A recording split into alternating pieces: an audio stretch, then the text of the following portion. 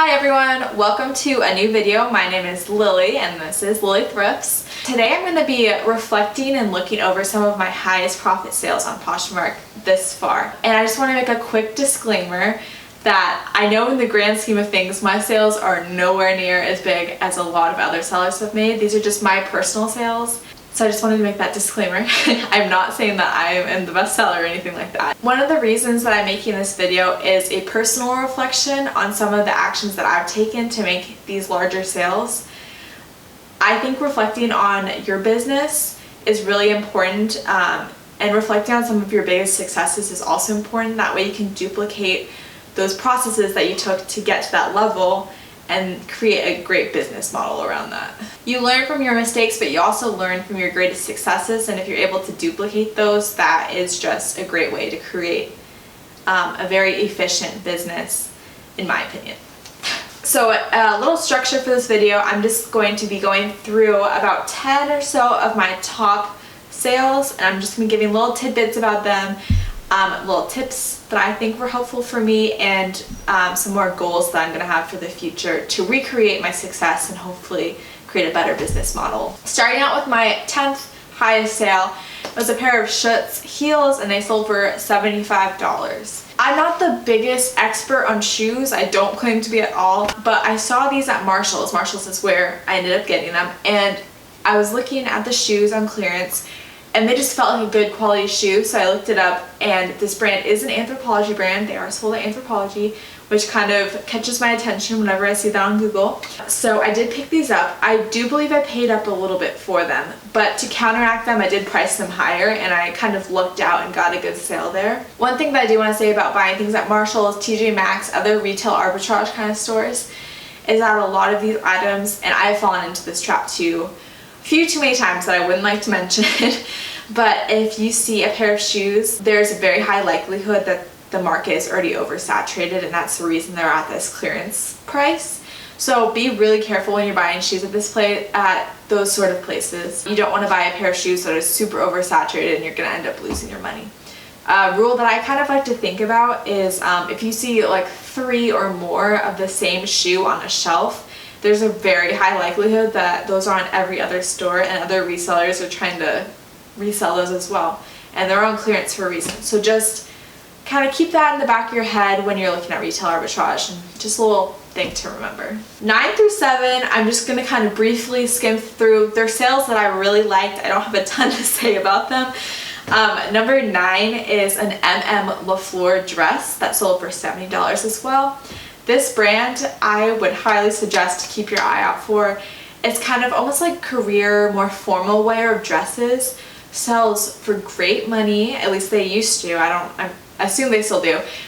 They're really great quality. Keep your eye out for them. They're kind of a little under the radar, I think. Maybe they're coming up a little bit more, but they do really well on Poshmark in my experience. Moving on to number 8, it's a brand that has been getting a lot more traction lately. I sold a Gal Meets Glam dress for $75.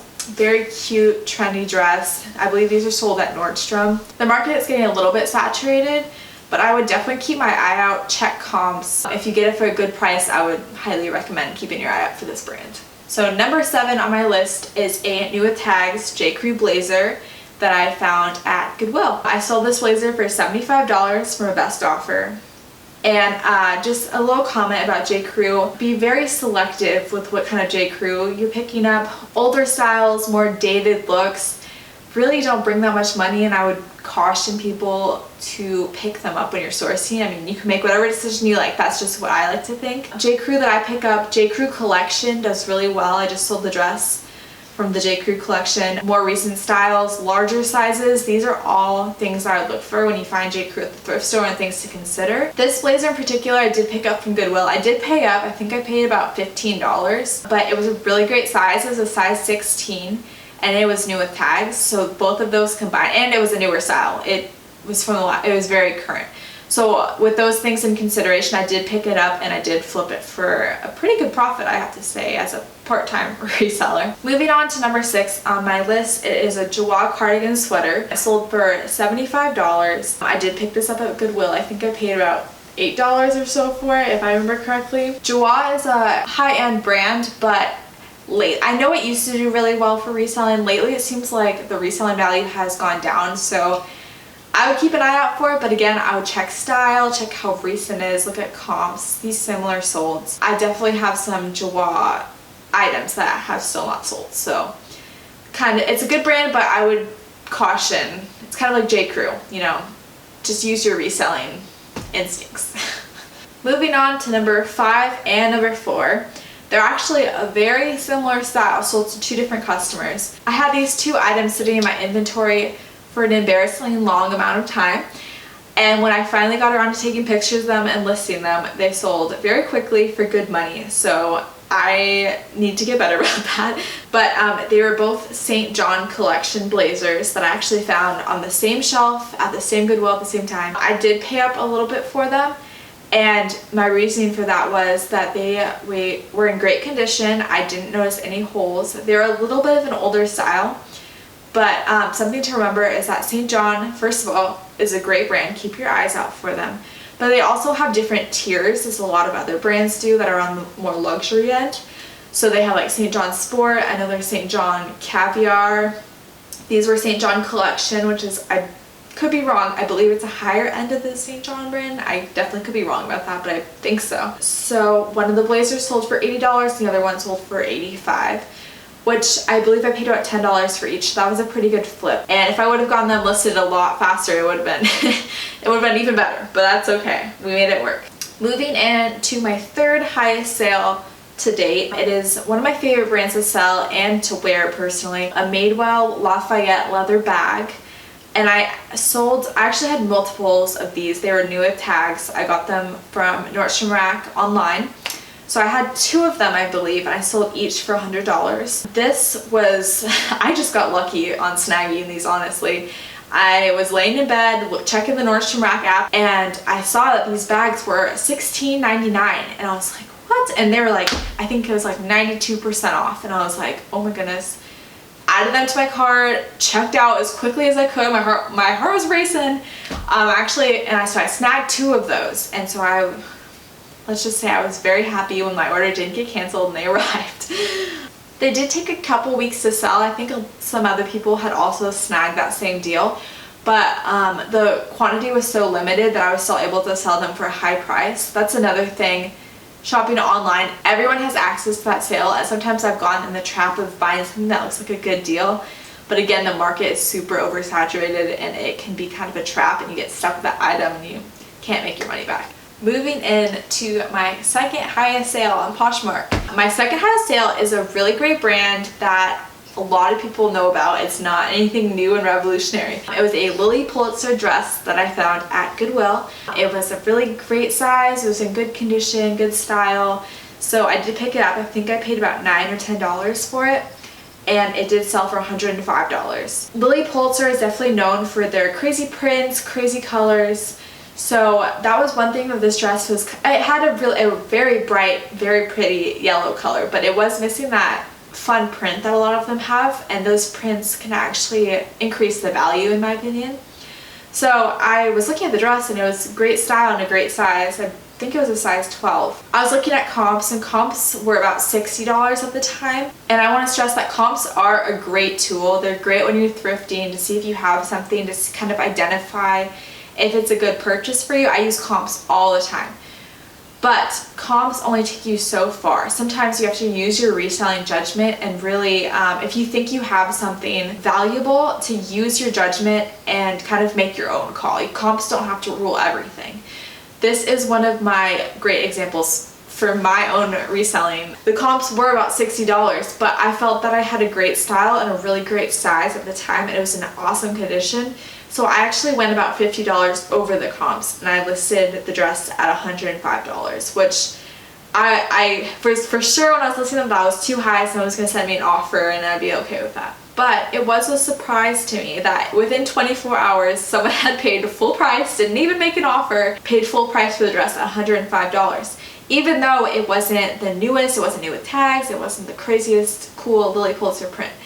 So I like to use this example when I'm listing and deciding prices for my items. You don't always have to look at the comps. You can use your judgment. You can look to see if it's a great size, if it's a great style, if it's in season. All of these things can play into how you should price your items.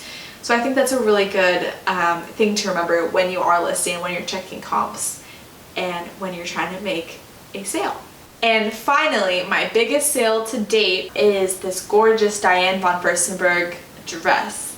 And I don't know if anybody remembers, but this was at that crazy Nordstrom Rack sale where they had insane deals for $3.37. And you better know I was a little late to the sale, but I was snagging those deals left and right. And they actually turned into some of my highest price sales. So that leads me into my first little tip, is using Instagram, using promotions, using retail arbitrage as a tool. Instagram was so helpful because I had seen other people getting this deal and I was like, oh, I need to go to Nordstrom Rack, I need to find these deals, I need to, dig for them. Yeah, so I bought this dress for $3.37 at the Nordstrom Rack Clear the Rack event. And it sold for $120 on Poshmark. If I remember correctly, it sold within about a month or so. I did have it priced higher and I accepted an offer of $120, which I thought was a great profit margin considering I got it for very cheap. Nordstrom Rack Clear the Rack sales are some of my favorite sales to shop because the items are new with tags. Most of the time they're in great condition. Sometimes you have to be careful with a little bit of shelf wear. You also really want to be careful of buying items that may be oversaturated in the market. If you see 3 or more of those items on the rack, you may want to think about leaving them because that probably means they're in all other stores and everyone else is grabbing them too. And the market is just going to be oversaturated. And another thing that I personally think kind of helped to sell this dress at a higher price point, obviously the brand, it's a luxury brand, it's a really great brand. The dress was very nice. It was also a celebrity look, and this is a little bit controversial, but a lot of people just like to take their own pictures of the cover photo. In my listing, as you can see, I used a picture that a few celebrities had also worn the same exact dress. I think that this might have had some influence on a faster sale. I think Meghan Markle and Kate Middleton. So those were 2 great people that I found. So I actually used those as my cover shots. It not only helped to see how the dress fit, but also, a celebrity wore them. So I think that might have had some influence on that sale. And to wrap it all up, those are my 10 biggest sales on Poshmark. And I just want to reiterate that I know that so many people on Instagram make way higher sales and more profit than me every single day. So I'm in no way saying that these are the best sales of all time. I just think it's really good to just sometimes sort your closet with your sold, see what your highest sales were, see what got you to that point of success, and try to recreate that, because that is really how a business model can get streamlined and you can constantly improve your business. Self-reflection is just very important in my opinion. So that's kind of what I was trying to do in this video. So I hope you enjoyed, and if you want to see more videos, you can subscribe. I'm going to try to get a couple more out, hopefully. Alright, thanks so much for watching, and I hope to see you again soon.